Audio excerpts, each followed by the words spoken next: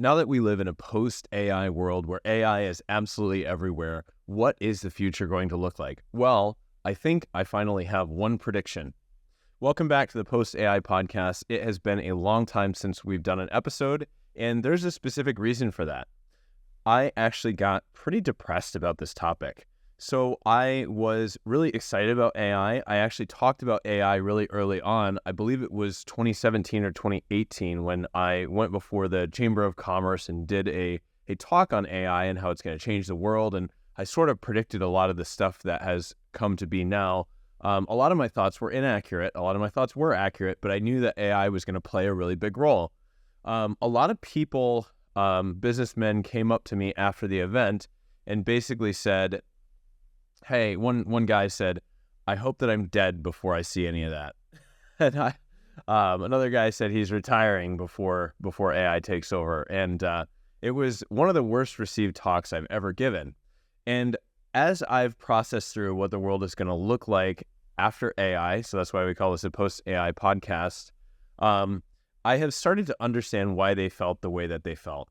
I was personally really excited about AI because I knew all these tasks that I just wanted to automate. I just wanted to get through these tasks, get over with it, and not have to do all these manual things. I saw it as a way to free up people's time and just be able to automate a lot of the stuff that we find monotonous and aren't inspired by doing. Now, as AI started to actually come out, we had a lot of the early adopters jumping on board, getting really, really excited about what it can do. And we had a lot of people just starting to integrate AI into everything. And a lot of tasks really did get automated. And so it created a lot of opportunity in the AI space. I've been saying for a while now, AI is like a condiment. You can just sprinkle some AI on anything and VCs will fund it. People will go crazy over it and it'll be great. So we had that kind of early adopter phase, and now we're coming out of that, and people are seeing a lot of, where AI is going to go, and things got really scary for me personally for a little while there. That's what kind of led to my depression, at least in this area. I'm thriving in so many areas of my life, but as I've contemplated what AI is actually going to look like, I've started to think about okay, what happens when work and the things that we do don't have a lot of meaning because it can just be automated so easily, and what is the risk of machines taking over? And I have been very achievement oriented throughout my entire life, right? I took the Enneagram, and I'm a solid 3, which means I'm an achiever. So kind of hover in that 3-4 range, and that is a really interesting combination because I do define myself very much by my success and my output and my productivity. And so in facing the world of AI, I have felt like I'm supposed to be doing something. I felt like I'm supposed to be preparing for something. So I've been trying to think every day and go, hey, you've been seen as like a tech genius in so many spaces. A lot of people think you're really smart. You are determined to be this one-off individualist founder, this Steve Jobs type of persona. What are you going to do with all this coming down the pipeline? And the reality is I just can't tell, and I just can't predict what's coming down the pipeline.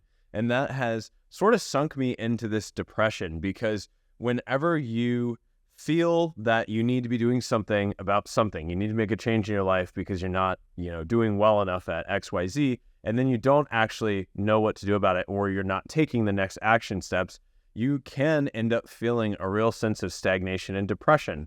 I saw a great quote from Jeff Bezos the other day. He said, stress doesn't come from hard work. Stress comes from not taking action on things you know you can do something about. And I really resonated with that. I mean, I don't think that's unilateral, but I think it certainly applies a lot more than we think it applies. And so I have been just racking my brain and thinking and listening to podcasts about AI, listening to AI experts, listening to this and that, trying to predict what's coming next. And the analogy I've used over and over when I've talked to my friends about it is I feel like I'm in a house and I know that house is going to be attacked, but I don't know where the attacker is going to come in. I don't know, what they're going to be armed with. I don't know if they're going to have a tank or a cannon or a sniper drone, or they're going to come up through the floorboards. And so I just sort of have this paranoia where I'm generally trying to fortify everything and I'm just losing my mind. And so that is something that I've been struggling really heavily with. Actually, it's been very deep, and it's been like, it's sort of sunk into me and created a lot of like low level depression, I think. And so as I've been sort of working through that emotionally, I have realized that, to quote one of my early mentors, all you can do is all you can do, and all you can do is enough. I believe he might have been quoting someone else when he said that. But for achievers like me, who are the marshmallow kids, right, who hold off to get more marshmallows, I'm always holding off. I'm always trying to get better, and oftentimes in holding out for better, I don't enjoy the good that I have now. And so the way that I am approaching AI at the moment is sort of taking it one step at a time. That's all we can really do, is take it one step at a time and see what happens. Because I do think that we'll be able to make some predictions as we go along, and I'm going to try, obviously, to be as actionable as I can, but trying to completely retool and prepare our entire business, society, our life, our mindset, the way we think about things, the way we do things, for a change that we can't fully anticipate is incredibly stressful and ultimately defeating, right? So you think about, people who planted and harvested crops before they invented combines and mechanical farming tools and electricity and all that sort of thing, right? The work that they did was still very valuable because it fed people who needed to be fed at that time. Even though, the work that they did was done at a slow rate comparative to today's technology, it mattered.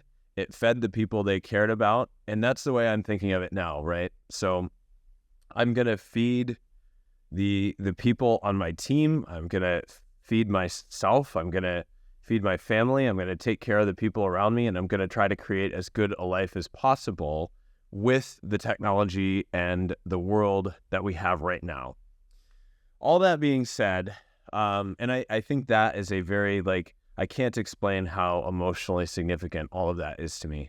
So explaining that journey means a lot to me, and I appreciate you listening to all of that.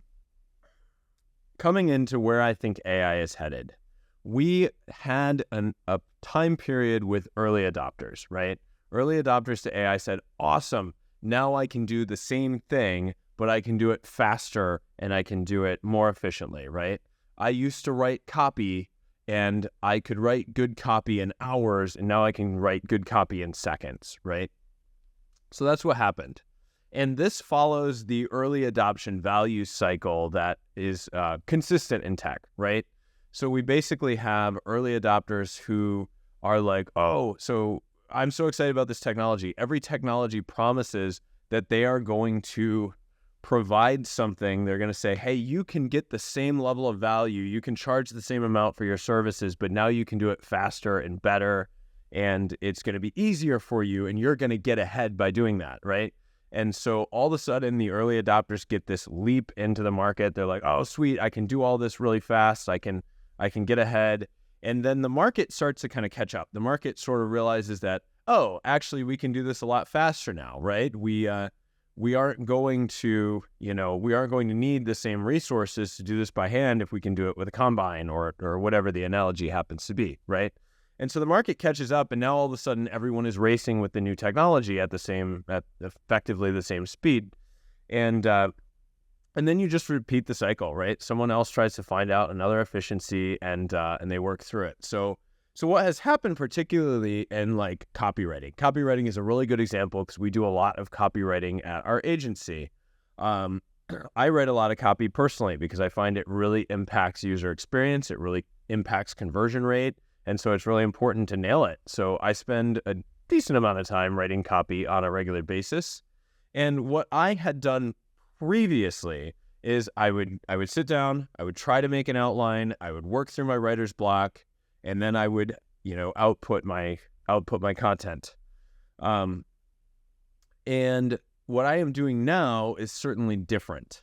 So what I am doing now is I will describe what I want to write to ChatGPT or, Claude or Gemini or whatever tool I'm using. I tend to use ChatGPT, but I'll describe what I want to write. I'll have it make an outline, and then I will have it actually write each piece of that outline, and I'll kind of refine it as I go along, right? So I'll say, okay, hey, can you write the introduction? Okay, great. I've changed it like this. Can you write now the second piece, taking into consideration what I did with the introduction? And that's a workflow that I have found has worked really good for me. It has eliminated a lot of my writer's block, because a lot of my writer's block came from not having the outline, not having the idea, not having all of that framework set up for me. And what I found is the framework is really, really valuable. There's a lot of value to not starting with a blank slate, right? So when I start with a blank slate, I have to sort of dream up all of these ideas. And when there's something there sitting in front of me, I know what's bad about it, and I know why, and I know how it doesn't match my vision, but I also know how to make it better.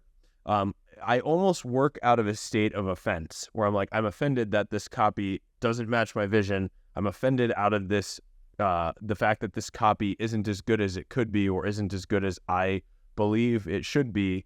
And so I am sort of motivated by that offense, and I'm able to get going, get rolling pretty quickly, which is very helpful. So for me, it's been revolutionary, but I literally never leave any AI copy just untouched as is, as the AI spits it out. It just isn't good enough. And what I have found myself doing is I am introducing a lot of quote unquote imperfections into the text, right? So I'm not really introducing grammatical errors yet, and I'll explain why I say yet in a little bit. I'm not introducing grammatical errors, but I'm definitely finding that it's just the AI text is very polished. When a human writes a really human piece, there's a lot of emotional punchiness. You'll really vary the sentence lengths. You'll use some colloquial language. You will kind of add an organic quality to it. And those qualities are kind of hard to define, and AIs are not mimicking those very well yet. I certainly spend a lot of time asking AI to try to vary the sentence length and have an organic quality to the text while still being professional, and copy this writer and copy me and all that sort of thing. And I have not found it to be good at doing that yet. We're not there. It's quite possible that it will get there, since if we can process-itize something, we have generally found that we will eventually be able to automate anything we can process-itize, right? Now, what I am seeing is I'm spending a lot of time adding sort of quote-unquote imperfection, or I'm adding organicness back into the material, right? I'm adding emotion into the material. I'm adding sort of a flow. And that completely changes the text, even if the framework is still exactly what ChatGPT suggested at the beginning. Now, this leads me to a really important point. One of the things that I have been saying as AI has begun to dominate, I've been really saying hey, good writing now has a value, right? So good writing before had a lot of value. So if you had a good writer, you might pay them a salary. It might be worth a full-time position. I mean, that might be $80,000 a year for a full-time person working on copywriting. And now good writing has a value, which is $20 a month, the cost of a premium ChatGPT subscription, right? That's the value of good writing. It's been completely commoditized. Great writing is still worth the same or more, because it takes so much effort compared to the average text that's out there, right? So I'm actually finding that copywriting is more important now, as long as it's really great. So it's very much like we have commoditized goodness and made greatness much more valuable. So that's one of the things I'm definitely seeing with AI. A good programmer, an entry-level programmer, can, in many cases, their job can be completely outsourced by AI. I'm not saying their work isn't valuable, because that is really valuable work, but the market value has dropped to commoditized almost zero, right? Whereas a great programmer knows how to work with all of that entry-level work and work with the systems And their value actually, I think, has gone up, right? A great programmer who's able to synthesize all the information and sort of be the conductor of the AI orchestra, so to speak. So the distinction between goodness and greatness is huge. Greatness is very valuable. Goodness has almost no value now. The other thing that I am seeing is imperfection and organicness has tremendous value. And so what I mean by that, when the pandemic started and everybody ended up at home and things were changing like crazy within the world, we started seeing all of these videos happening, right? People would make videos that were just at home. You know, they would shoot them on a smartphone, and they were so fresh and interesting, and that was what everyone wanted to watch because it was so integrated into the experience of what we were all doing as we sort of social distanced and stayed in our houses and all that sort of thing. And so what happened was these very polished videos were replaced by this very organic thing, right? These organic feeling videos. And now that has sort of become commoditized. So there are so many marketing courses and video production courses that teach you how to create an organic feel. They say like, oh, when you start out, make sure to like set up your camera so that people see that you're organically getting going, or like, well, you're doing something like, you know, cook something while you're taking your video, and that will lend that sort of organic feel to what you're doing. And so the idea of this like imperfection, right? You look at Casey Neistat's ad for Nike, it did so much better, even though it was 720p, it was low resolution, it was shot on, you know, phones and low res DSLRs, and it was much lower in quote unquote quality than a lot of other Nike ads, but it was explosive. People loved it, people resonated with it. And that is the sort of thing that is happening all across everywhere, right? We are resonating with these imperfections because we're recognizing that that's what makes us human. So I'm hoping I pronounce his name right, but Enrico Tartarati, fantastic YouTuber, has a really great video about this. It's called Why Bad Things Are Everywhere Now. And he is just talking about how, you know, Star Trek and other shows like that had this very polished world where everything was clean, and Star Wars was so much more engaging for people because the sets were dirty, everything looked like it had been lived in, and people could kind of relate to that a lot more. It felt a lot more, again, organic. And so what I am predicting as we kind of go into the next wave of AI is a couple different things. First off, I think we're going to go into a digital exhaustion, right? I think that there's going to be, at some point, sort of a digital detox movement.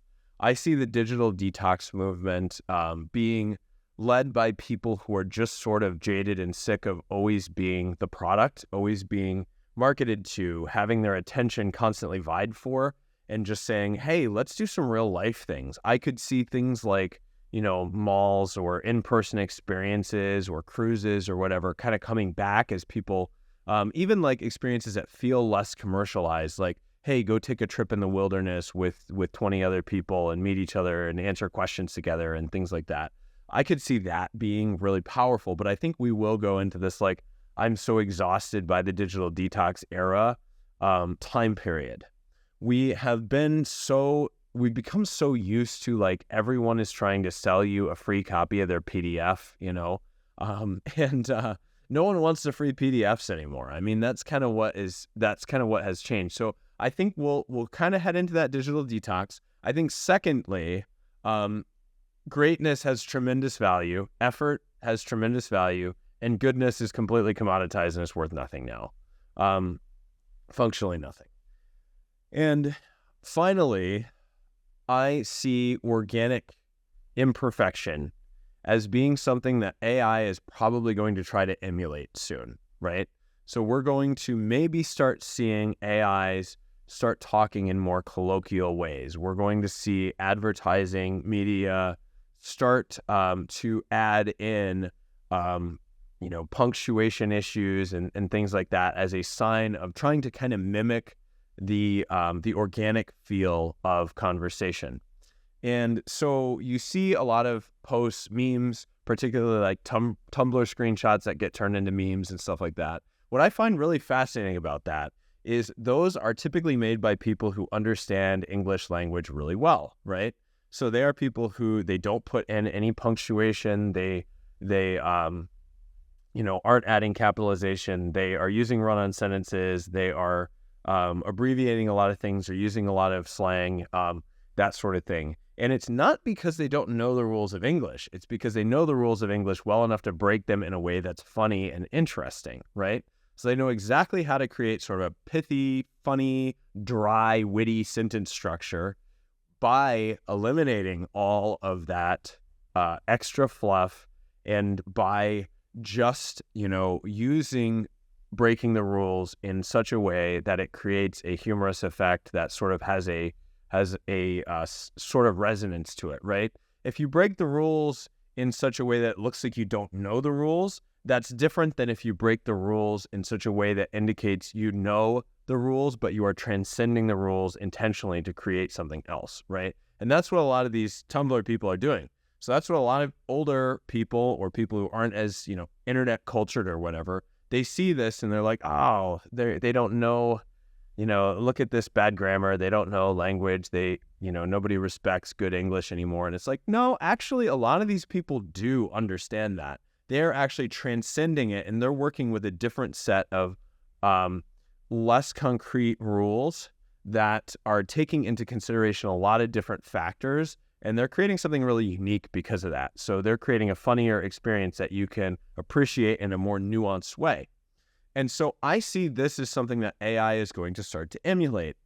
And so I do believe that this is going to be a little bit challenging, because once that starts happening, we will probably, and again, these are my predictions. I could be very wrong. This is just what I'm seeing right now. I have been very wrong before, and I'm going to continue to be right and wrong about the things I predict.